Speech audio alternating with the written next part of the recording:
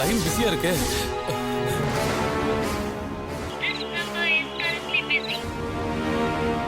ஐயோ மறுபடியும் லைன் பிஸியா இருக்கே. இப்ப அவருக்கு எப்படி விஷயத்த சொல்றேனே தெரியலையே. முரளி சார் ட்ரை பண்ணுவோம்.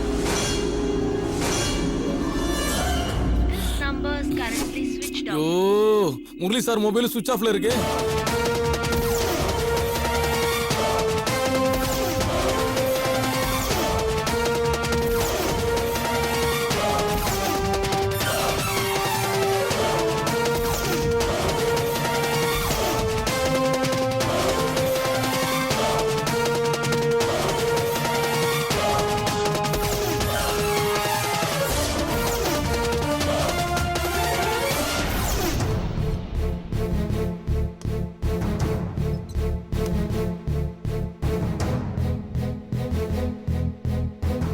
இவ்வளவு நேரம் ஆகி அப்பாவை இன்னும் காணோம்னா ஒருவேளை குழந்தைக்கு ரொம்ப உடம்பு முடியாம போயிருக்குமோ?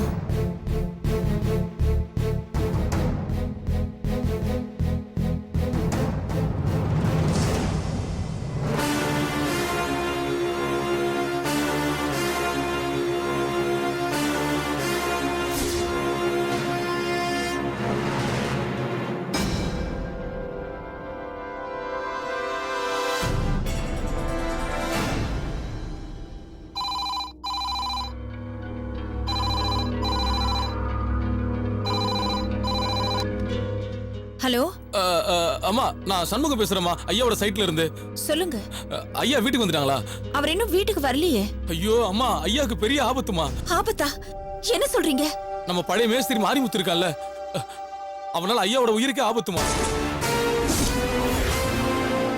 ஐயா அவனை வேலையை விட்டு தூக்குனதுனால அவன் ஐயா மேல பயங்கர கோவத்துல இருக்காமா. அதனால இன்னைக்கு ஐயா வீட்டுக்கு வர வழியில நம்ம நாகாத்தம்மன் கோயில் வாட்டர் டேங்க் பக்கத்துல ஐயாவை ஆள வச்சு அடிக்க ஏற்பாடு பண்ணிருக்காமா. ஆமா மாமா, ஆளும் கூட போன்ல பேசுறத கேட்டுட்டு வந்தாமா நான் உங்களுக்கு போனே பண்றேன். என்னது சொல்றீங்க? அவர் இப்ப சைட்ல தானே இருக்காரு. இல்லம்மா, ஐயா நம்பருக்கு நான் ட்ரை பண்ணமா, ஐயா லைன் ரொம்ப நேரம் பிஸியாவே இருக்குமா. லைன் கிடைக்கவே இல்லம்மா. அம்மா நான் முரளி சார் நம்பருக்கு ட்ரை பண்ணேன், அவர் நம்பர் சுவிட்ச் ஆஃப்ல இருக்குமா. அம்மா நீ யாராவது கூட்டிட்டு போய் ஐயாவை காப்பாத்துறதுக்கு ஏற்பாடு பண்ணுங்கம்மா. நானும் நம்ம சைட்ல இருக்கிற எல்லா ஆளுங்களையும் கூட்டிட்டு அங்க வந்துடுறேம்மா. ஐயோ கடவுளே. வச்சிடுறேம்மா.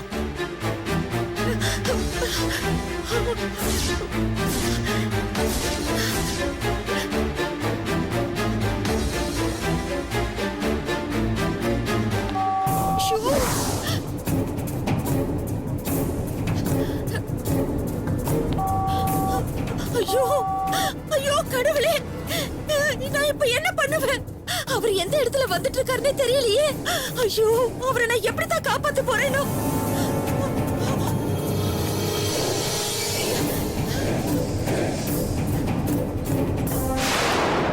ஹலோ. சாரிம்மா, கார்ல ஏறிட்டு ஒரு சின்ன கால் பண்ண வேண்டியிருந்தது. சொல்லுமா. டேய், உன் மனசுல என்னடா நினைச்சிட்டு இருக்க? நாளைக்கு நந்தினி வீட்டுக்கு வரப்போறா. மத்தியானம் விருந்துக்கு ஏற்பாடு பண்ணணும். அதுக்கு சில பொருள் எல்லாம் வாங்கணும். அது மட்டும் இல்லாம அவ பிரெக்னன்ட்டா இருக்கா.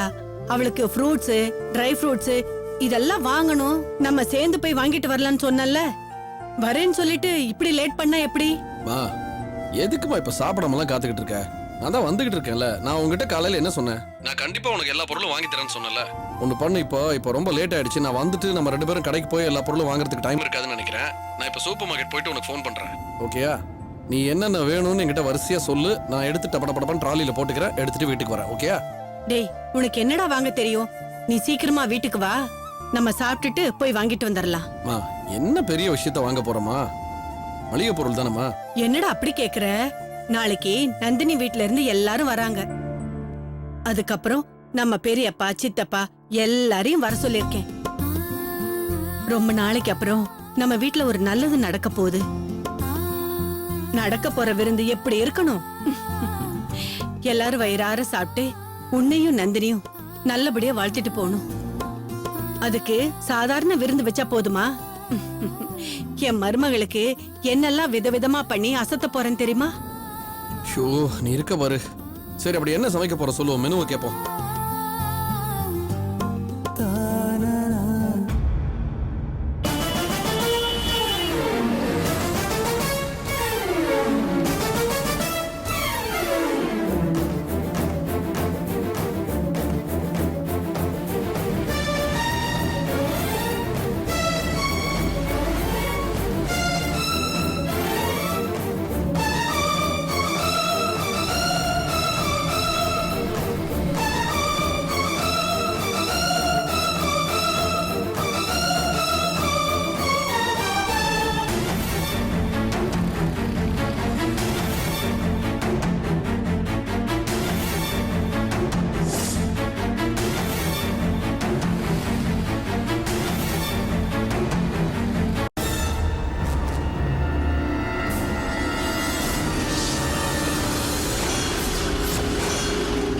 நான் திருப்பி கூப்பிடுறேம்மா. சரிப்பா, சீக்கிரம் வந்துரு என்ன?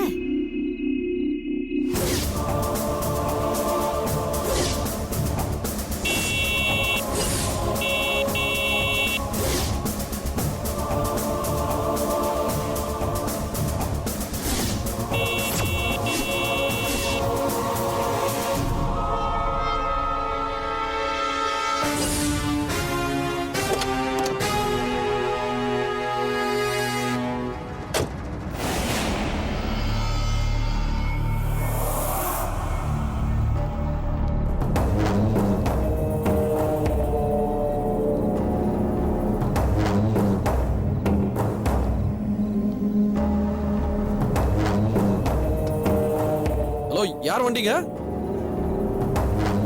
யார் வண்டி இது? Hello hello, excuse me.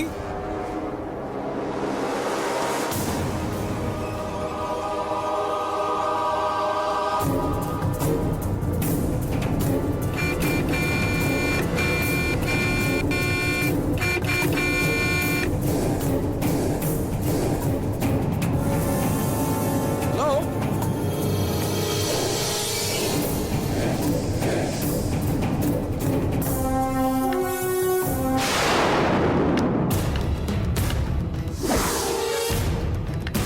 Excuse me. வண்டி வண்டி உங்களோடதா?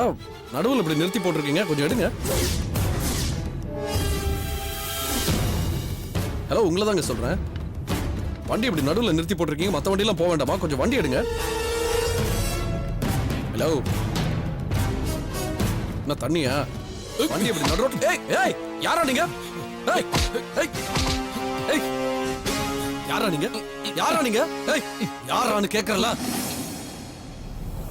வணக்கம் சார்.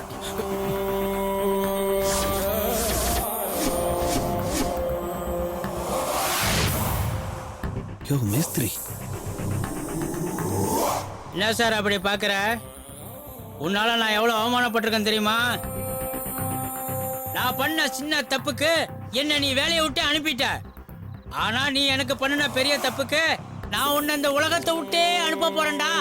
அச்சி, நிறுத்து. தப்பு மேல தப்பு செஞ்சுட்டு இருக்க, தெரியுதா உனக்கு? நீ செய்யற காரியத்தோட விளைவுகள் என்னன்னு தெரியுமா உனக்கு? இங்க பாரு, நான் உன்னை வேலையை விட்டு அனுப்பின இல்லைன்னு சொல்லல. ஆனா அதுக்கு பதிலா உன் மேல பரிதாபப்பட்டு தான் உன் பொண்டாட்டிக்கு இந்த வேலையை போட்டு கொடுத்தேன். அதுக்கு அப்புறமாவது திருந்துவேன்னு பார்த்தேன். இப்படி மேல மேல கீழ்த்தரமான வேலை பண்ணிக்கிட்டு இருக்க, அசிங்க மேல உனக்கு. அதான்டா ஒட்டச்சி கையால சம்பாரிச்சு என்ன சாப்பிட வச்சுட்டியாடா. அதான்டா என்னால தாங்க முடியல.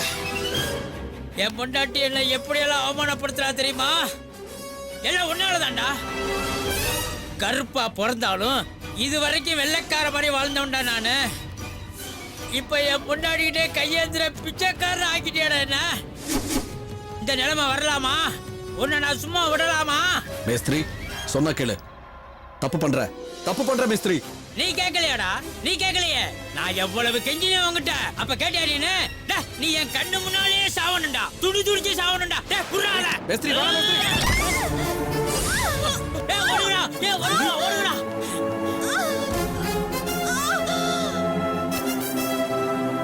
நந்தினி, நந்தினி, நந்தினி, ஏய், நந்தினி, நந்தினி, ஏய், ஏய், நந்தினி, நந்தினி, நந்தினி, ஐயோ, ஐயோ, ரத்தம், ஏய், ஏய், நந்தினி, நந்தினி, நந்தினி, இது பாரு, நந்தினி.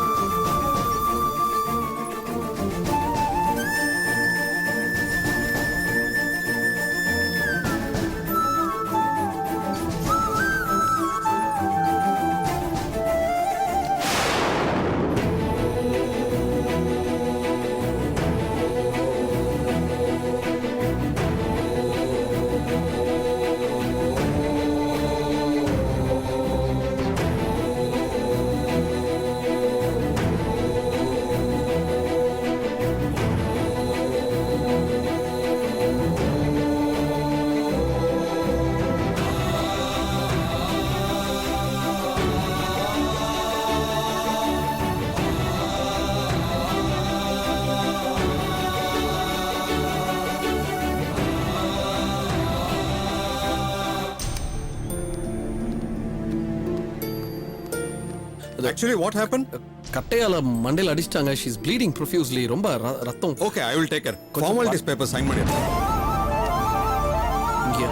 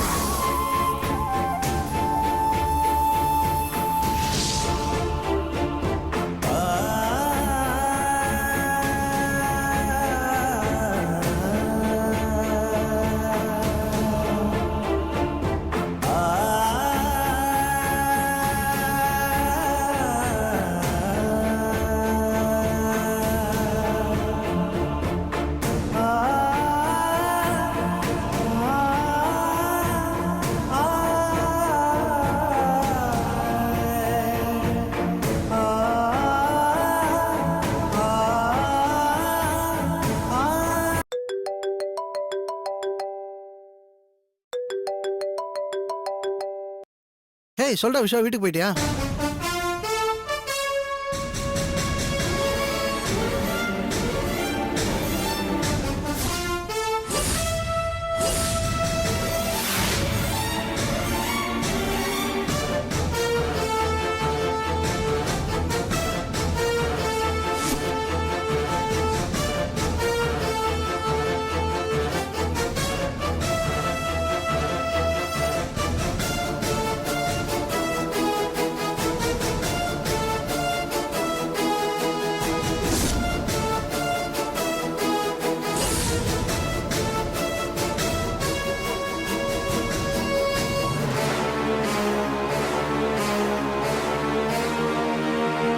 சரிடா, ஒன்றும் ஒரி பண்ணாத. நான் ஒரு 10 நிமிஷத்துல அங்க வந்துடுறேன்.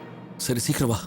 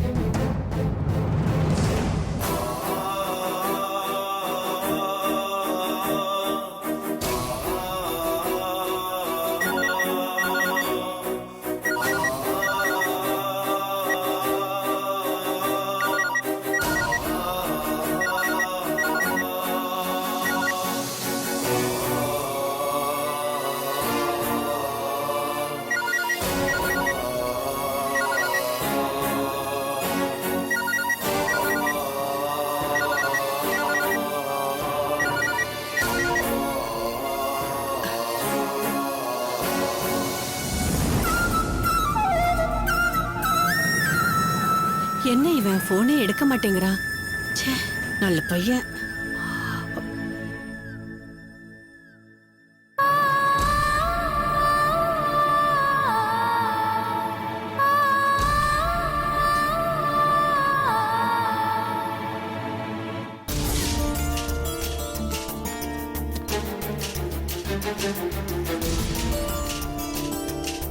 விஸ்வா, என்னடா? விதி வேற என்ன, வாழ்க்கை ஹாஸ்பிட்டல்லே போகணும்னு விதி. என்ன நடக்குதுன்னு புரியலடா. இப்போதான் 2 நாள் முன்னாடி அம்மாவை டிஸ்சார்ஜ் பண்ணோம். அம்மாவும் நந்தினியை ஏத்துக்கிட்டாங்க. இனி எல்லாம் நல்லபடி நடக்கும். ஒரு நிமிஷம் தானே நினைச்சேன். ஏன் விதி அதுனா அவதி பாத்தியா? முதலெல்லாம் அம்மாவை காப்பாத்துறேன்னு வயிற்றுல குழந்தைய வச்சுக்கிட்டு பட்னி கிடந்து கோயிலில் போய் அங்க பிரச்சனை எல்லாம் பண்ணி அவ கஷ்டப்பட்டா. அதுக்கப்புறம் என்ன காப்பாத்துறேன் பேருன்னு எனக்கு வந்து அடி அவ தலையில வாங்கிக்கிட்டு தோ மயக்கமா படுத்துக்கிட்டு இருக்கா. விஸ்வா நீ டென்ஷன் ஆகாம இருடா. நந்தினிக்கு எதுவும் ஆகாது. சரி டாக்டர் என்ன சொன்னாங்க? ஒண்ணுமே சொல்லலப்பா. ட்ரீட்மெண்ட் போயிட்டு இருக்கு, இன்னும் வெளியில வரல. மச்சான் அவளுக்கு மட்டும் ஏதாவது ஆச்சு? மச்சான் ப்ளீஸ், அப்படியெல்லாம் எதுவுமே ஆகாது. நீ தைரியமா இரு. அதான் அடிபட்ட உடனே நீ அவங்கள கொண்டு வந்து ஹாஸ்பிட்டல் சேர்த்துட்டல்ல.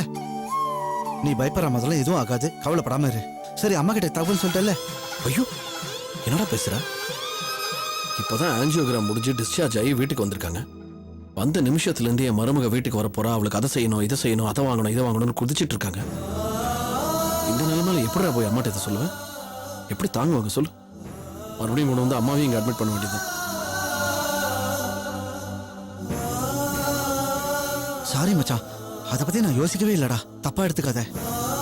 சரி நந்தினி வீட்டுக்கு வரதுக்கு முன்னாடி சில திங்ஸ் எல்லாம் வாங்க வேண்டியிருக்கு, ஷாப்பிங் போகணும், நீ சீக்கிரமா வீட்டுக்கு வந்துடுன்னு கூப்பிட்டாங்க அம்மா. நான் வரலன்னு உடனே 1/4 மணி நேரத்துல 10 கால் அடிச்சிட்டாங்க எனக்கு. அடுத்து உனக்கு அடிப்பாங்க, தயவு செஞ்சு போன் எடுத்து எதையோ உளர வச்சிடாத. சரிடா அதெல்லாம் நான் பாத்துக்கிறேன். ஆனா ஒண்ணு விஸ்வா, நம்ம அந்த மேஸ்திரியை சும்மாவே விடக்கூடாது. போலீஸ்ல பிடிச்சு கொடுத்து அவனை ஒரு வழி பண்ணணும். ஆமா பண்ணி அதனால நந்தினி நல்லபடி திரும்பி வந்துருவாளா? வந்துருவானா சொல்லு. அவனை போலீஸ்ல என்ன பிடிச்சு கொடுக்கறது? அவனை நானே என் கையால வெட்டி பொலி போடுறேன். அதெல்லாம் வேலைக்கு ஆகுதுடா. போலீஸ்ல சொன்னா போலீஸ் என்ன செய்வாங்க? என்னை நிம்மதியா இங்கிருந்து அவளை பார்த்துக்க கூட விட மாட்டாங்க. ஸ்டேஷனுக்கு வா, ஸ்டேட்மெண்ட் கூட, அத்தை கூட இதை கூடன்னு என்னதான் வெட்டி அலக்கழிப்பாங்களே ஒழிய தப்பு பண்ணவனை சத்தியமா இந்த ஜென்மத்தில் அரெஸ்ட் பண்ண மாட்டாங்க. அப்பா அவனை அப்படியே சும்மா விட்டுலாங்கிறியா நீ? கண்டிப்பா இல்ல. கடவுள் புண்ணியத்தில் நல்லபடியா புழைச்சி வரட்டும்டா, அதுக்கப்புறம் அவனுக்கு இருக்கு. மச்சான் நீ கவலைப்படாம தைரியமா இரு. கடவுள் இருக்காரு, கண்டிப்பா அவர் நந்தினியும் குழந்தையும் காப்பாத்துவாரு. நீ நம்பிக்கையோட இருடா.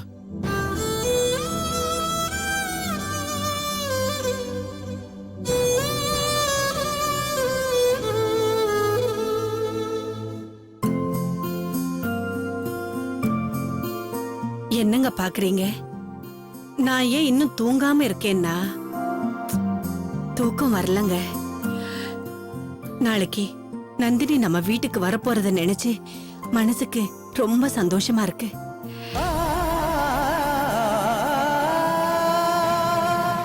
ஏங்க எனக்கு என்ன தோணுது தெரியுமா? விஸ்வா போனை ஆஃப் பண்ணி வச்சுட்டு என்கிட்ட விளையாடுறானோன்னு தோணுது. இப்ப அவன் எங்க போயிருப்பான் தெரியுமா?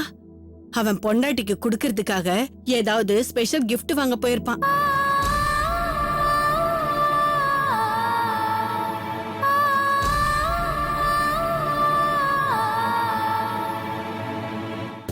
ஆனா அவனுக்கே தெரியாம நம்ம மருமகளுக்கு குடுக்கறதுக்காக 25,000த்துல பட்டுப்புடவை வாங்கியிருக்கேங்க. அந்த கலரும் டிசைனும் நம்ம மருமகளுக்கு ரொம்ப பொருத்தமா இருக்குங்க.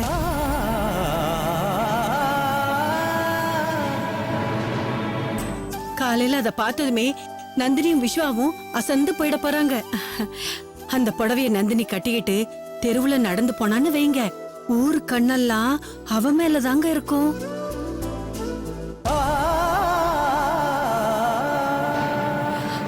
பாவங்க நந்தினி, புள்ளத்தாச்சி இருக்கிற பொண்ணு, நல்ல ஆரோக்கியமானதா வாங்கி சாப்பிடணும். சம்மந்தி வீட்டுல இருக்கிற வரைக்குமாவது ஏதோ சாப்பிட்டிருப்பா.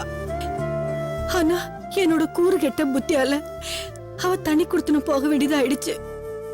அப்பவும் நான் சும்மா இல்லையே, தேவையில்லாம போன் பண்ணி சம்மந்தி அம்மா வீட்டுல இருந்து யாரையுமே வரவிடாம பண்ணிட்டேன்.